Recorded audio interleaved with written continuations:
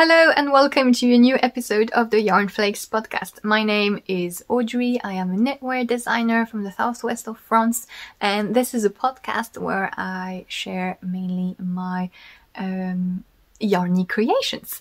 So yes, we are today accompanied by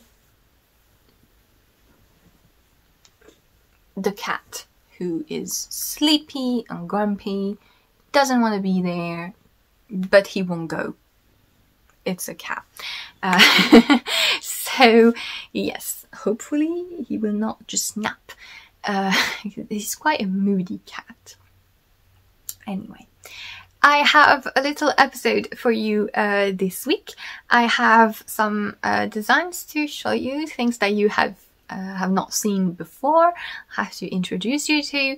I have a new work in progress, and at the end I will talk about weaving, my current weaving project, that is.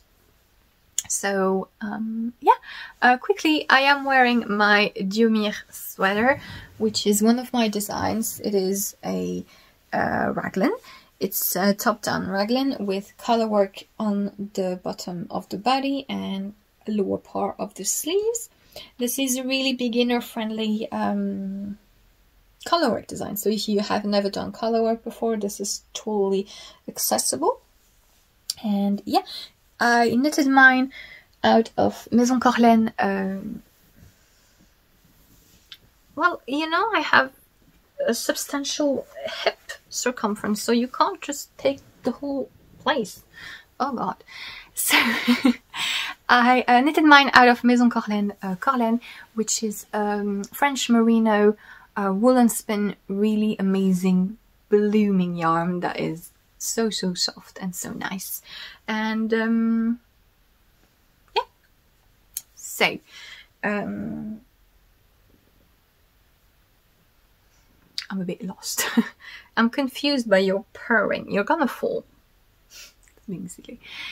I'm going to start right away. You can find timestamps to all the different sections of the podcast in the description down below. So if you want to skip anything, feel free to look at that and jump ahead. You just have to click on the little timestamp of the section that you want to listen to, and the video will automatically go to that. I also put links to everything that I talk about, as well as my social media, my patterns, shops, and my Patreon page. So yay. I'm going to start with a new design release. I just published, actually it's like 2-in-1 design. It is something that you have not seen before because it was made by my sample knitter. If you mess up my mohair skein, I will turn you into a skein. Do you understand? Because he's really dangerously close to that. He will not. No. Okay, actually, just let me.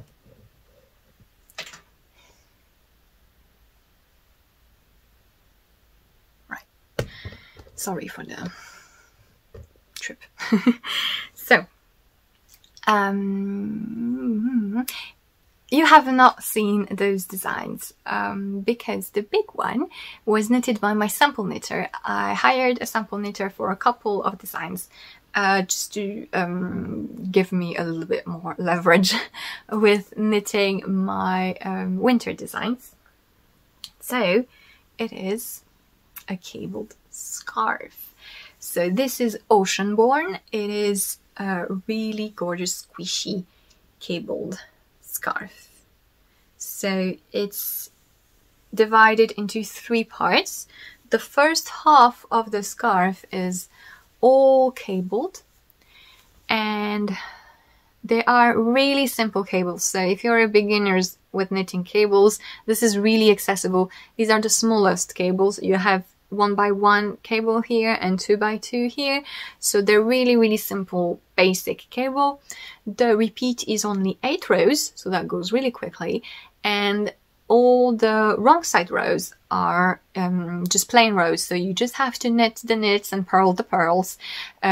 So effectively you're only cabling on 4 rows of the repeat.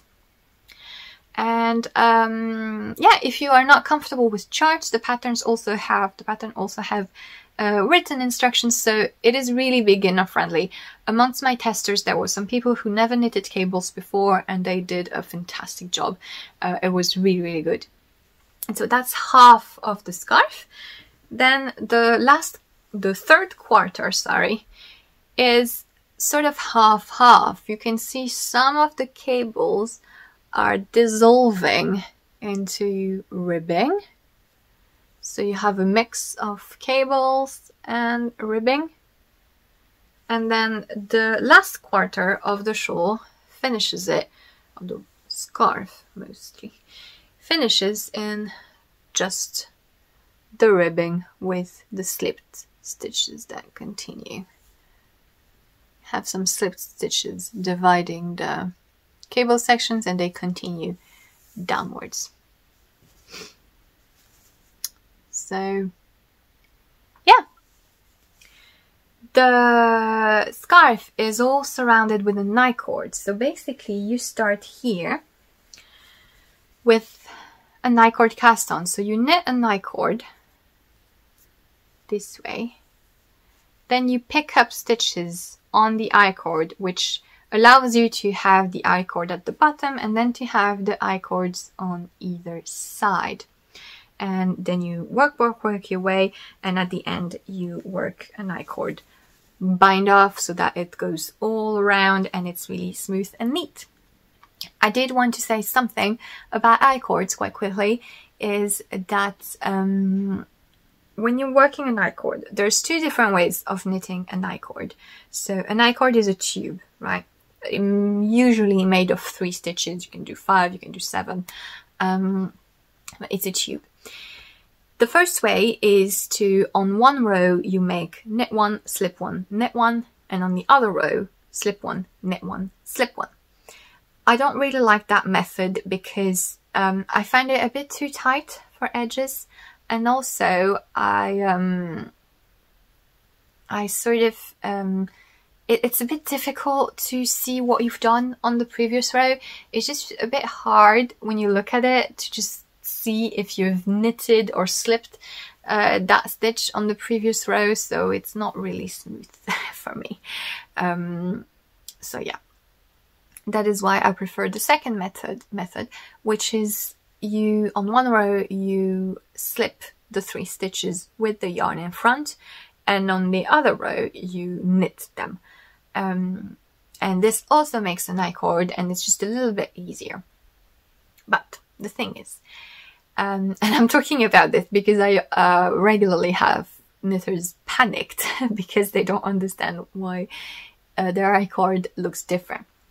When you're working the I-cord on 2 sides, like here, you know, you're gonna have on one edge, you're gonna look at the right side of the I-cord, so the place where you knitted the stitches, and on the other end, you're gonna see the wrong side of the I-cord, so the place where you slipped the stitches. And it doesn't look exactly the same for the first few rows. And some people think that they're doing it wrong, but it's perfectly normal. You just have to continue a few rows and the I-cord will start turning, and you can see that eventually it looks exactly the same on both sides. It's just that on the first few rows, before the stitches truly twist, you're seeing sort of the interior of the I-cord on one edge more than on the other. But it is normal. In the end, it just makes a tube, so it's all the same. So that's what I wanted to say about I-cord edging. And yeah, so this is, like I said, a really simple scarf, and you can customize it to any yarn amount that you have.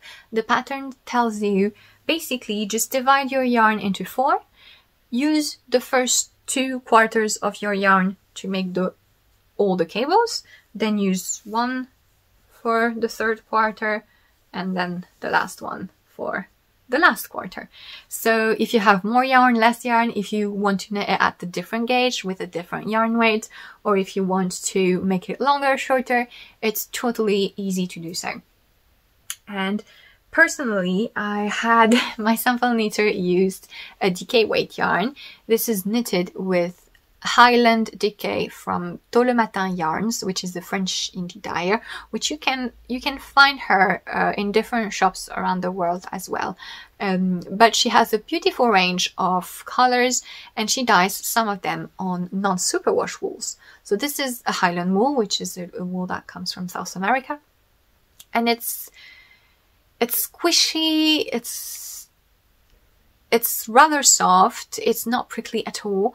And it has a really nice way of defining cables. It's not as vibrant as maybe 3D superwash, super smooth type of yarns, but I really like how this looks. And this is the colorway Profondeur, which means depth, not death, depth, deep. And it just makes me think of flowing waves in the deep ocean, hence the name Oceanborn, which is also a music album, whatever. But yeah, so I really recommend that you try and make the cables in a non-superwash wool, because they just have a peculiar, natural, rusty feel to them, and I really, really like them. So, like I said, the scarf is really easy to knit. It's not a complicated design at all, and it looks like quite meticulous and everything, but the truth is, it's just patience, because it is a lot of cables. So, if you'd like to try it, but you're not sure that you're going to enjoy the cables, or if you like the cables but you don't want to do such a big project, I have made a complementary headband. So yay. It's a matching headband. As you can see, it has the same cable at the center, some slip stitches, and a garter border. So this is the Oceanborn headband. You cast on stitches and then you knit it for however long you want. The pattern tells you how much negative ease you want on the headband, so you can just knit it until the size that you want, and you can make it to fit any head, or any like, you can do it for children if you like. And yeah, mine is 48 centimeters because I have a 55 centimeter head circumference. Head circumference, you measure it like this, not like this, because you don't want your headband to just be there, you want it there. And you need, I find, a little more negative ease on headbands than you want on hats. So I'm gonna try and put it on, even though I have my hair in a braid, but just so you can see. And yeah, I really like headbands because they do stay on my ears better than, oh my god, it looks horrible, better than hats. But yeah, this is how it looks. And once you've knitted it until the desired length, you just seam the ends together to close it. So it's a really easy project. It lets you see, maybe try your hand at cables, or lets you see if you're gonna be in the mood to make such big cables. And so both of the patterns are available on Ravelry and Payhip. And on Ravelry there is a little discount for the release as usual. The Oceanborn scarf is 15% off on Ravelry with the code Oceanborn. As usual, I write everything in the description below, and it's also written on the Ravelry pages, so if you're not sure of what I'm saying, you can just check it there. But yes, it's 15% off until Sunday for the release. And if you want the headband, at the same time, the headband will be 50% off if you buy the scarf. I just find it a little bit better when you're making designs that are going together using the same stitch motif using the same principle, or when they're a matching set. I find it better that you have a way to get both at a more accessible price. So, and it will be retroactive as well. So if you purchase first the scarf and then you decide you want the headband should still be 50% off. So half price, 50. And yeah, if not, you can just get the headband, you can just get the scarf, you do you. But yeah, I really hope you like them. These are my accessories for winter, and yeah, these are the second and third design of the month. And so yeah, that is it. It's just, I don't understand how you can, like, why do you have such a sudden urge to wash yourself? It's like you can just do it smoothly. You don't have to suddenly twitch and Moving on to I made my hair a mess, like it isn't in the first place. It wasn't. Work in progress. I have started working on a new design. So I have finished my Into the Woods yoke. You know, the patterns from Bee Mandarin's Melody Hoffman, which is the yoke with the little trees all around in colorwork. I have finished this. It's just not dry yet. So I will show it to you on the next episode.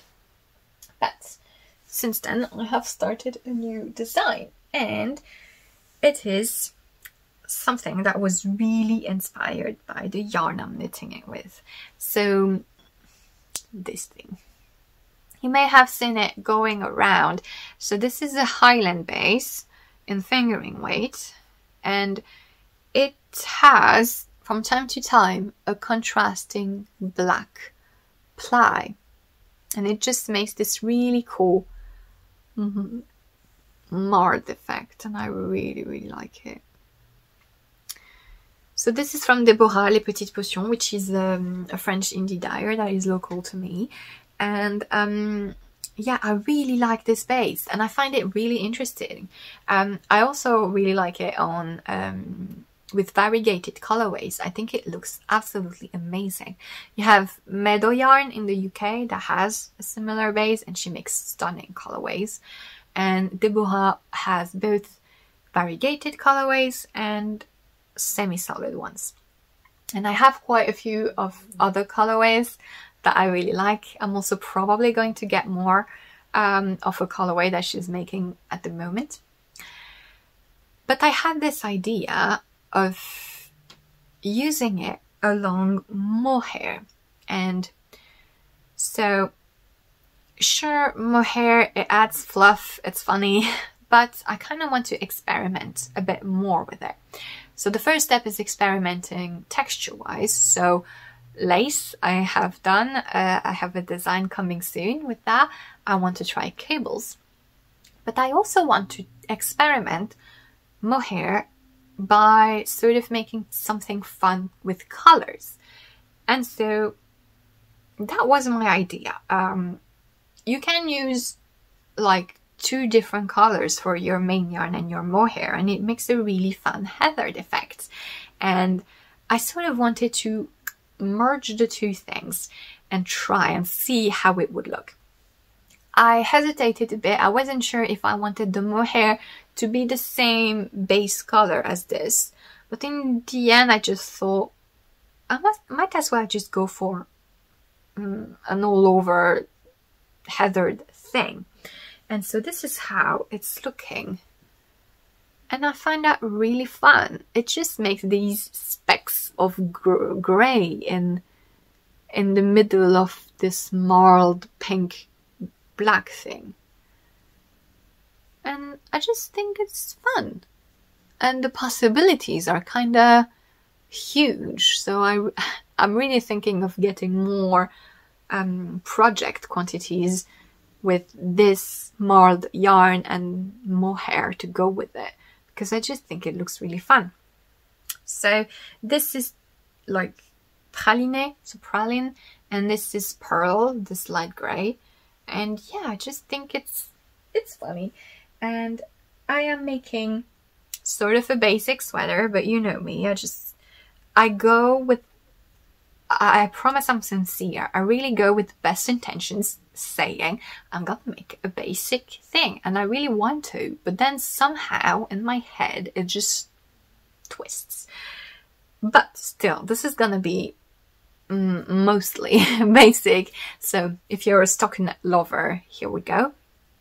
So it's gonna be a drop shoulder sweater. This is the back. So it's like this, right? Oh, come on. Is it twisted? No. So yeah, this is the back. It's gonna be a drop shoulder, and it's gonna be a V-neck. Yay! And I want a rather deep V-neck because it's gonna be quite a loose, oversized sweater. So as you can see, the shoulders drop, but then I'm gonna add more ease at the underarm as well. And yes, the V-neck and some seed stitch texture details. So I really like seed stitch. And so the shoulders, as you can see, are in seed stitch. So basically I just cast on my shoulders. I worked some increases here to just make a little curve. And then I worked short rows, which it's really convenient.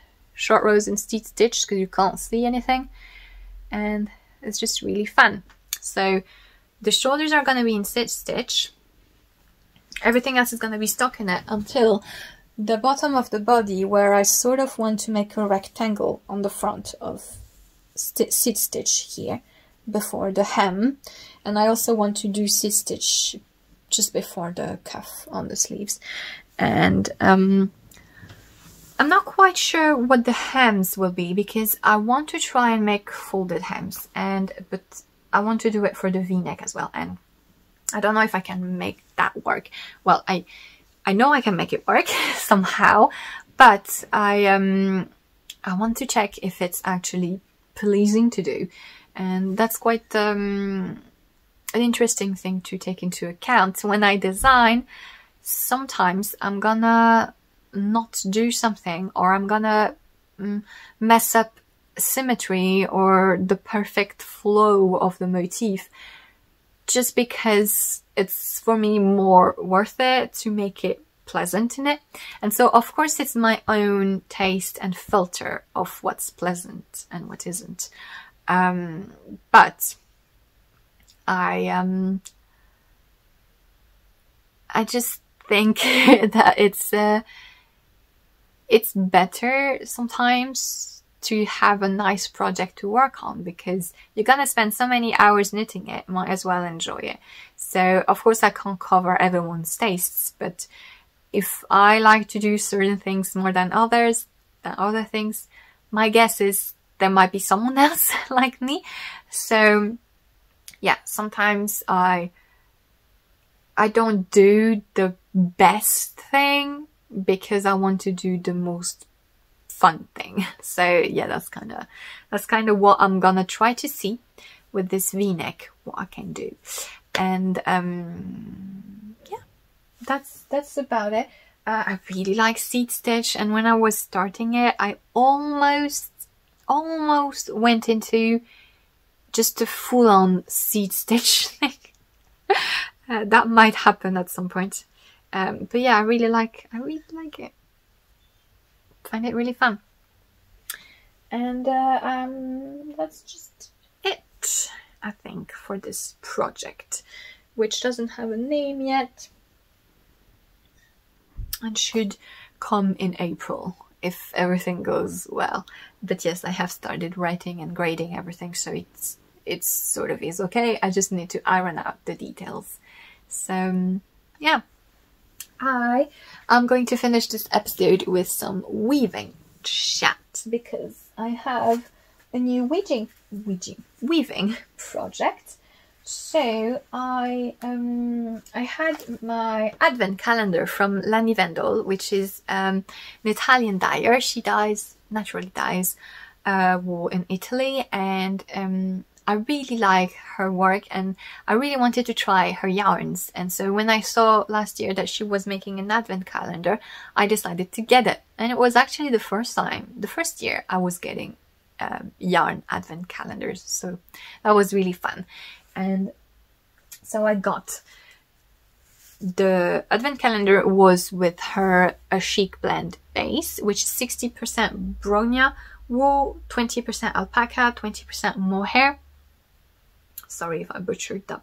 Bronya. I don't know if the Italians say a hard G or not. I could probably think that. No, they say gnocchi, so bronya. I'm not sure that's a reasonable scientific linguistic thing to go by. Learn Italian and find out how they pronounce things based on pasta names. This is a really interesting base. I really like it. It's soft. It has a beautiful halo. It looks like it has some drape. I really like it. And so I had 24 minis of 20 grams, and then there's a big 50 gram skein as well, which is great. And I decided during December that I would take half of those, so 10 grams of each color, and weave myself a scarf. And so that's and use the rest for a knitting project. So that's what I've been working on. And so if you have never seen it, although in an older podcast I did show you as I was making this, which is a leftover wrap that I weaved with a bunch of leftovers in the same way.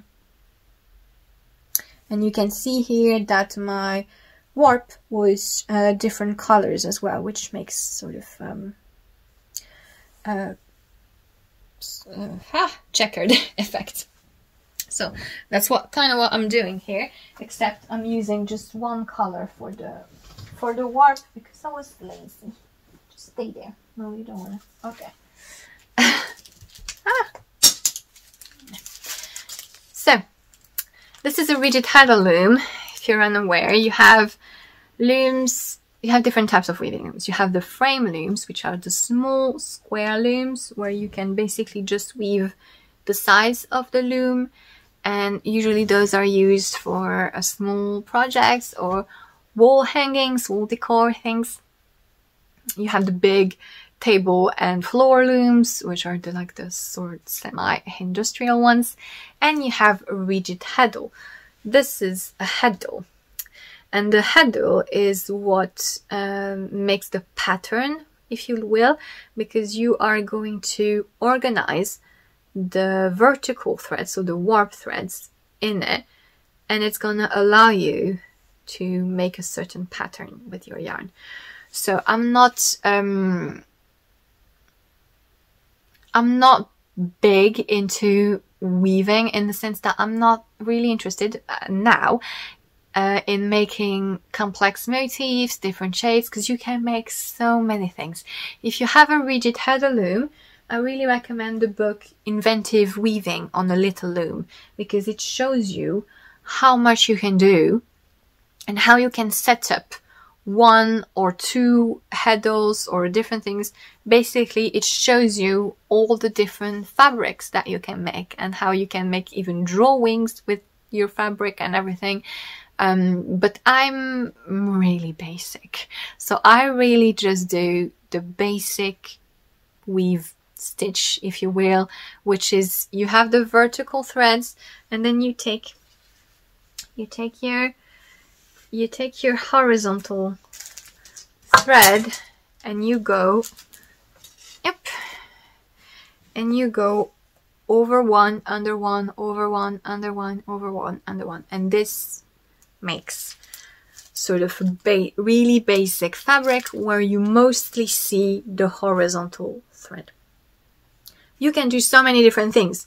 If you change that, if you go 2-2 and then on the next row you offset it, you're gonna have diagonals. You can make drawings, like I said. You can make square checkered thing. It's really, really, really full of possibilities.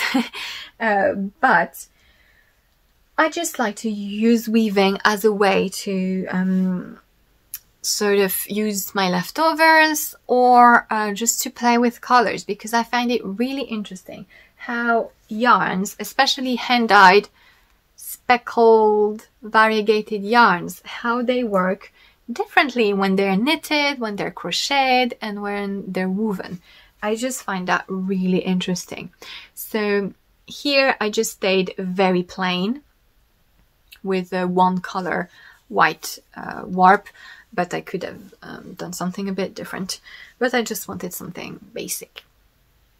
And yeah, so basically the way this works, all right, is that you can make longer fabrics because you roll the threads on one end and then basically it slides. So you weave, and then once you've done a bit, you can roll it and store it here, and then you just basically release some of the threads and it goes down and it just slides constantly. So your working space is here basically.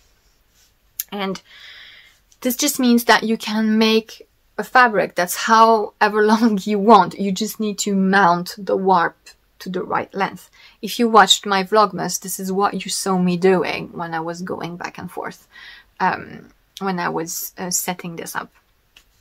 And I think I have about 3 meters now. So yeah, I don't think I'm gonna use every colors of the advent. I could have calculated it better, but the thing is, it would have made really tiny stripes, and I kind of prefer the look of big stripes in knitting as well. I really like bigger stripes. So whatever, I'm just gonna go until I run out of space and the scarf is finished, and if I have enough left, maybe I will weave another one with the rest of the calendar, or I will do something else. But yeah, so far I have worked the first 6 colors of the advent, which are, I think, these. No, these. The first 6, these, basically. This is what I have been weaving. And yeah, I already planned the next 3. I'm going 3 by 3. So basically I'm taking one of the mini skein. I'm just taking 10 grams, making it into a ball. And then when I get to it on the color, I just felt the 2 ends together of the 2 different colors. So I don't have to weaving any ends at the end, because weaving in ends in weaving is worse than in knitting. For me personally. So yeah, that's what I'm doing. It's not really a fast process. Well, it's not slow, it's just that you have to mess up with the big loom and just set it up, because it's quite, mine is really big, as you can see, and it's just, yeah, you have to set up and you have to do big motions. Because what the Heddle does, this here, is you put the vertical threads in it in a certain way so that it's separated, and you have, when the Heddle is at the top, you have a space here in between, and when the Heddle at the bottom, it's reversed. And so this is how you can go over under much quicker. You don't have to go one by one, but you have all the over threads up and then all the under threads up one way or another. And so this is quicker, but it means that you have to take, I forgot the name in English of this, shuttle. You have to take your shuttle, which is where you put your yarn in, and you have to zoom through.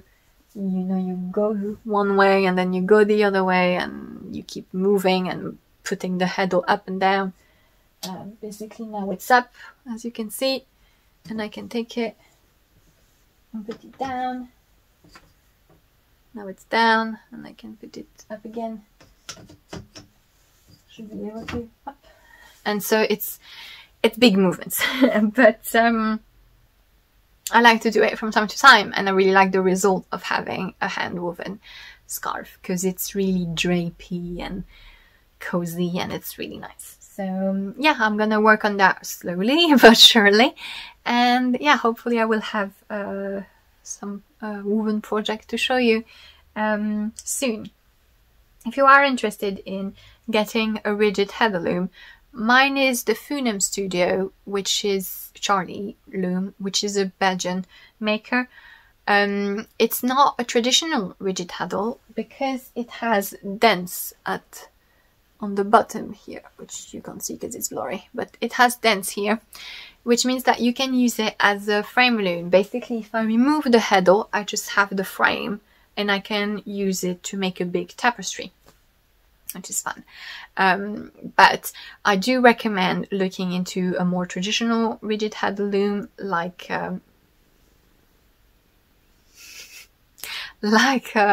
Ashford's or Kromsky's, because this way you're gonna be able to have more accessories, and it's gonna be easier for you to reference learning tools, and you're gonna be able to learn a bit more about the different things that you can do in terms of fabrics. So yeah, I think that's all I wanted to say about weaving. Please do, if you have any questions, let me know, because I sort of went everywhere. But yeah, let me know if you have any questions besides where did you learn or how did you learn, because I feel like maybe I haven't explained well enough last time, because in the latest episode I sort of went on a tangent about how I learn things, and the thing is, what I meant is that I cannot identify a source.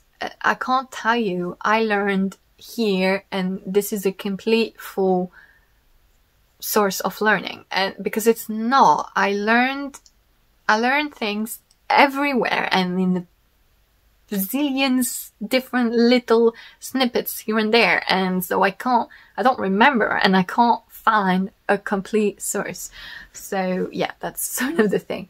I do remember that when I started weaving tapestries, so small decorative thing, I was following the Weaving Loom blog, and you can also find people like Hello Hydrangea on Instagram, which is a really really talented weaver. She does a lot of decorative wall hangings, and she does really interesting complex motif in her weaving. I think she has classes, I think so.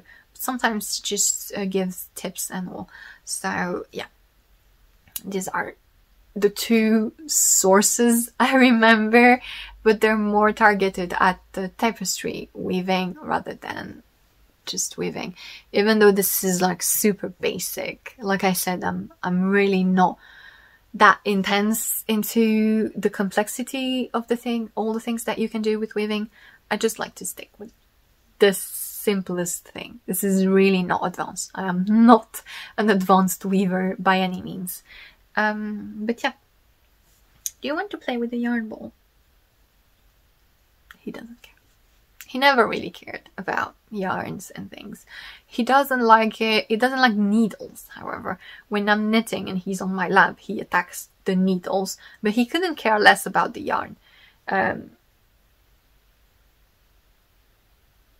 Except when he's in a mood, which is he seems to be. It just looks badly at my mohair over there again. You're just gonna leave, you know. I'm not gonna let you near it. Silly cat. Yeah, so that's about it for this messy episode. This is the end of sort of the recap episodes where I was trying to show you everything that I've been making over the month of December.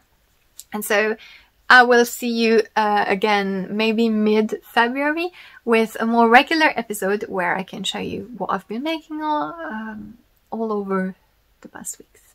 But yeah, thank you so much for watching. I really hope you enjoyed. Don't hesitate to leave me a comment if you did, or if you'd like to chat about anything. It really makes it tangible, because sometimes I feel like I'm a bit talking into the void. And yeah, I get bots comments. Like, I'm really excited because I see that I have a comment, and usually it's the first comment because they send a comment on newer videos, and I'm really happy because I'm like, oh, someone talked to me. And then it's a bot with a non-suitable for work profile pictures. But yeah. So if you're still here, please say so. And yeah, I would like to know what you've been up to, and I will be seeing you in a few weeks.